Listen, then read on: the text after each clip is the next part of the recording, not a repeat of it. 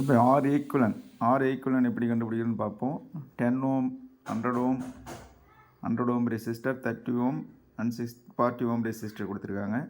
இப்போ இந்த இடத்துல என்ன இருக்குது, இங்கே வந்து ரெசிஸ்டன்ஸ் வேல்யூ என்னவாக இருக்குது, 0வாக இருக்குது. அப்போ இது ஃபுல்லாக 70 ஓமாக இருந்தாலும் 0 இன்ட்டு பேரலல் ரெசிஸ்டன்ஸ் வந்து 0 into anything divided by 0 plus 0. So formula என்ன, R1 into R2 by R1 plus R2. அப்போ என்ன இருக்கும், 0 பை அந்த சம் வேல்யூ வரும். இப்போ இது ஃபுல்லாக என்ன ஆகிடுது, 0 ரெசிஸ்டன்ஸ்னு ஆகிடும். அப்போ 0 ரெசிஸ்டன்ஸோட என்ன இருக்குது, கனெக்ட் பண்ணியிருக்கோம். அங்கே என்னது 0 ரெசிஸ்டன்ஸ் கனெக்டட் வித் 100 ஓம்.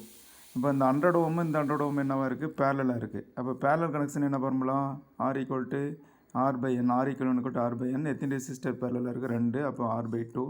அப்போ 100/2 என்ன ஆகிடும், 50 ஓம் ரெசிஸ்டன்ஸ். ஷார்ட்கட்டில் டக்குன்னு போட்டுக்கலாம். இல்லை 100 இன்ட்டு 100 பை 100 ப்ளஸ் 100 அப்படின்னு போட்டாலே உங்களுக்கு 50 அப்படின்னு கிடச்சிடும். ஓகேங்களா.